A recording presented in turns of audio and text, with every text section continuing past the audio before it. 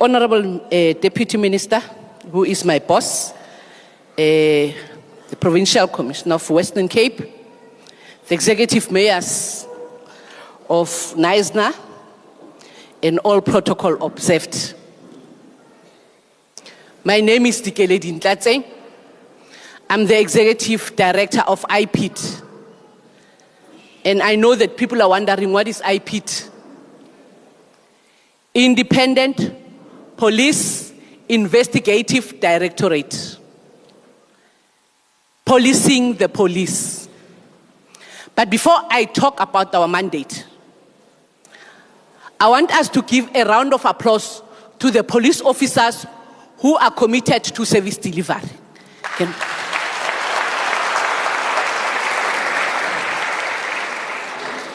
I also want us to give a round of applause to the neighborhood watchers, to the patrollers of the area.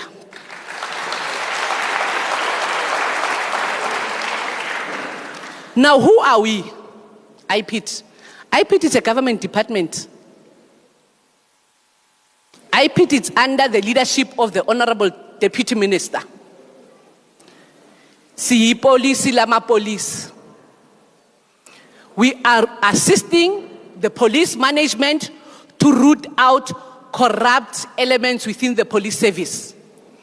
Those police officers who are corrupt, that you see on a day-to-day basis, using the state resources to carry out their unlawful activities. And I know they are here, and I know they are listening. And I know that they will be their spies who are going to tell them. I've listened to communities as they complain. One of the issues that has been raised on several occasions is around the drugs. Surely, if you are honest enough, drugs will never be in this community if there's effective policing. Ain't it? Some of the police officers know these drug lords.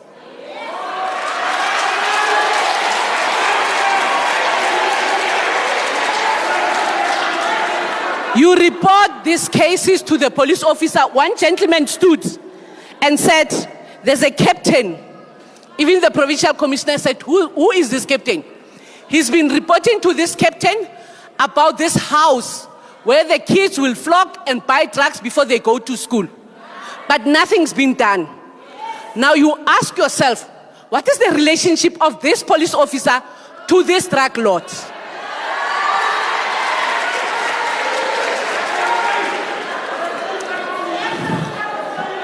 Okay, I've heard you. We've listened to you.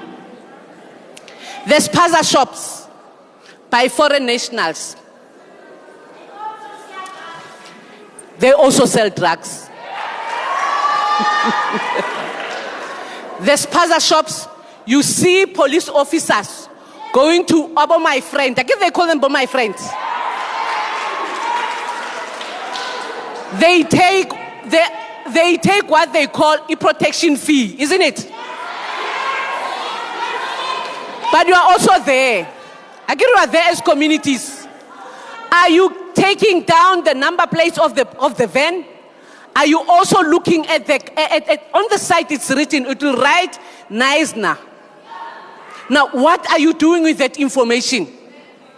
So, these foreign nationals will continue to do the wrong things in your eyes for as long as you're not reporting the police officers who are involved in getting the protection fees. So please, Knysna community, stand up and talk to your station commander.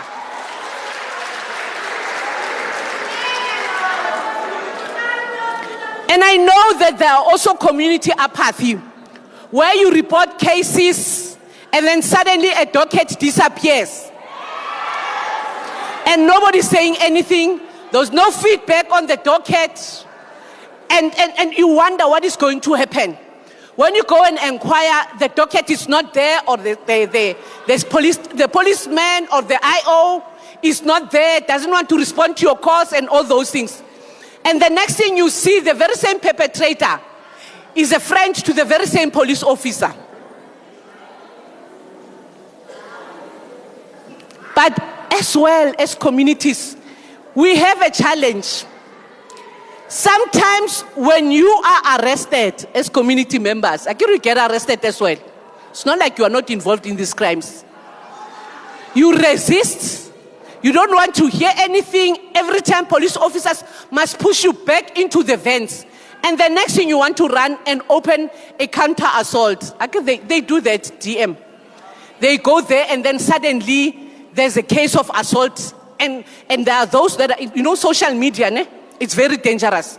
Because then suddenly, this other part, when it happens, it's not being taken. But this one, where the police officer is trying to push in a person into a van, is the one that will appear on the social media.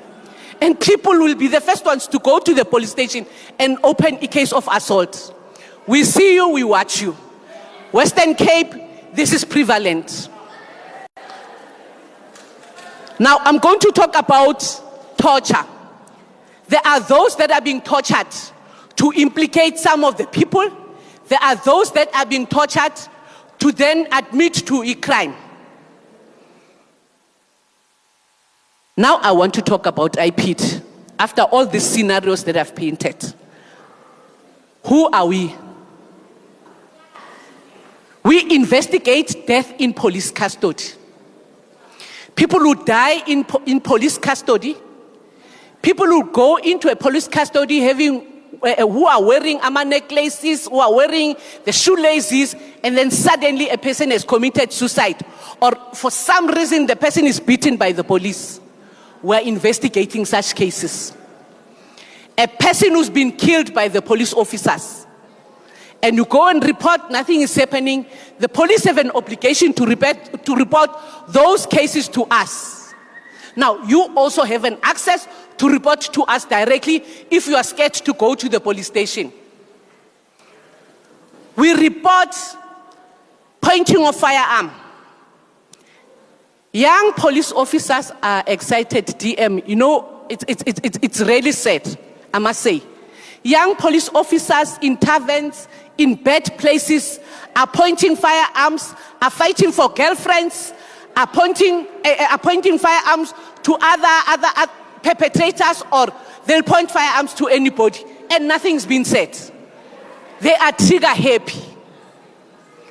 We also investigate a rape by a police officer, whether in custody or at home or somewhere else, or if you are the girlfriend and you are scared to report to the police station, or he is covered by his friends, you come to us. We also investigate assault. Can you for once report assault GBH and not these minor assaults that you guys are reporting, and the next thing you don't want to continue with the case? It's a waste of state resources because we must then investigate. We also investigate torture.